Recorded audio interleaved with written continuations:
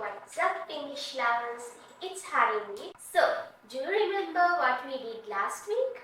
Last week, we gave an introduction to nouns and we learned there are two categories of nouns as concrete nouns and abstract nouns. So today, we are going to learn the singular and plural division of nouns.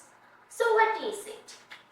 Singular means there's only one object around you. Plural means there's more than one object to be identified. So if there are more, it's plural. If there's only one, it's a singular object. Let me show you. Book. Here now we have one book. So if there are more books, 2, 3, 4 books, then we have to make this noun plural. Books. We add s at the end of the noun. Tree. There's only one tree.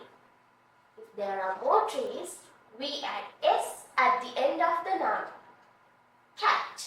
If there's only one cat. If there are more cats, we add s at the end of the noun. So this is how we create plurals. We have to add s. So is there any other way to create plurals? There is. So let me show you. So I said first to add s at the end of the noun to create the plural. Now let's see instances where we add es. Look at this noun, bus. There's only one bus. So if there are many, we have to add s. But the problem is, the moment we add s at the end of this, the word becomes bus. So it's like pronouncing the same word. So in English, in order to make it easier to pronounce, we add a vowel in front of the word. Buses. Now when I pronounce the word, you can see that it is easier to pronounce and I am pronouncing the plural word of bus. See? Bus, buses. Let's see the word gas. Gas. The plural version is gases. If you omit the e, it's hard to pronounce. Look, gas. So, we add this vowel e. Look at this word, class. Now here, there's only one s. In this word class, there are two s. We say there's double s at the end of the word. Therefore, once again, you have to add es. Classes. Otherwise, the same thing happens. You can't pronounce it. Class. Add es. Classes. Business. At the end of the word, there's double s. Add es. Business. Businesses. So, do you see? In order to make it easy to pronounce, we add es. So, the first instance is adding s. The second instance is adding es to words ending with s and double s. Let's go to the third instance. Right. So the third instance is where the word ends with the letter x. Let's see, there are three words. First one, box. If it ends with x, we have to once again add these two es. Boxes. It's the same reason as I said in the second instance. It makes it easier to pronounce. Look, box. Can you pronounce it? No. So, while adding e, now read it with me again. Boxes. Fox. Foxes. Wax. Waxes. So this is our third instance where we add es at at the end of the noun to create the plural. Let's go to the fourth instance.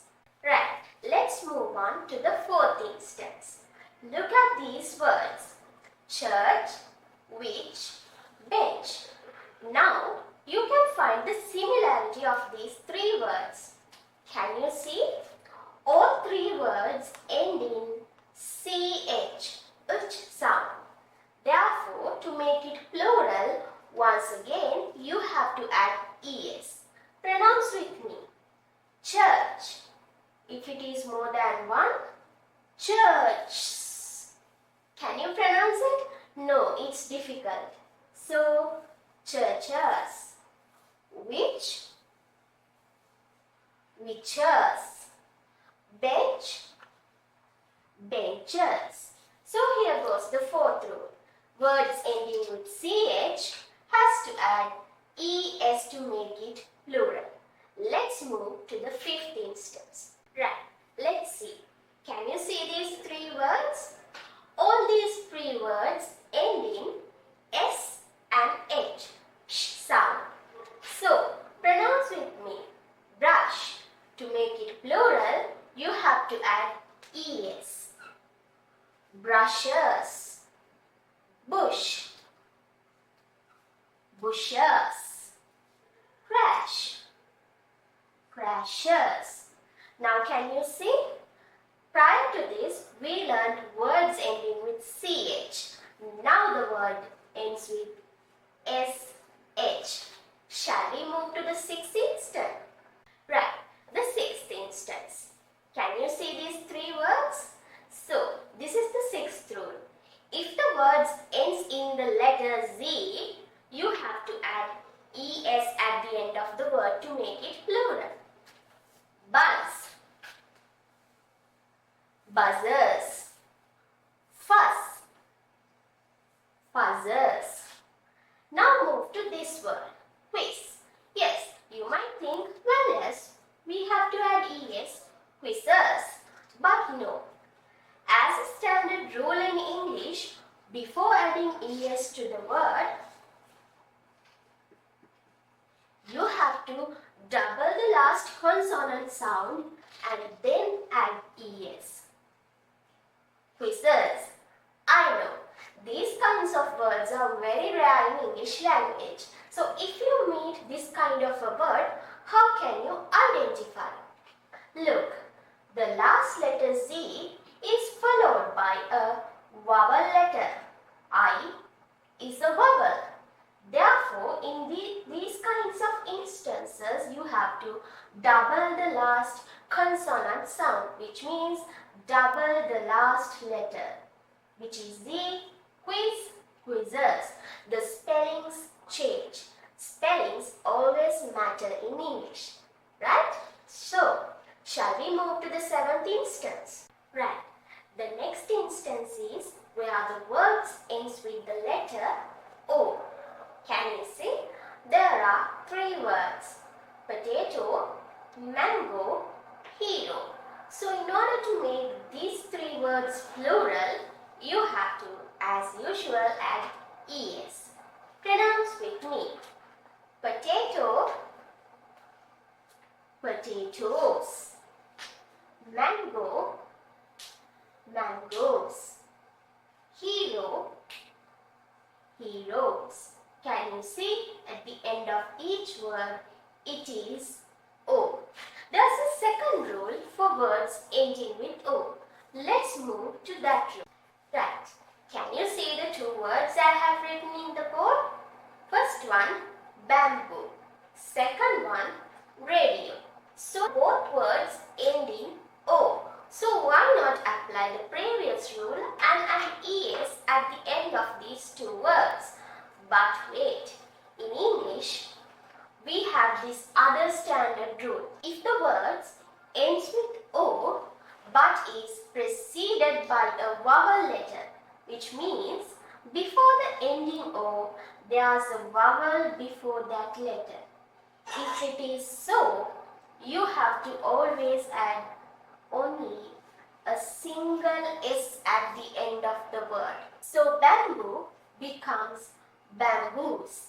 radio become radios. So you don't add es. See,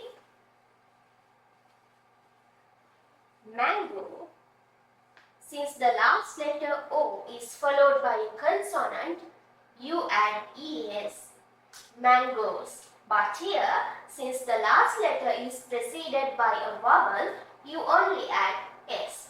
Please remember these two rules because spellings always matter.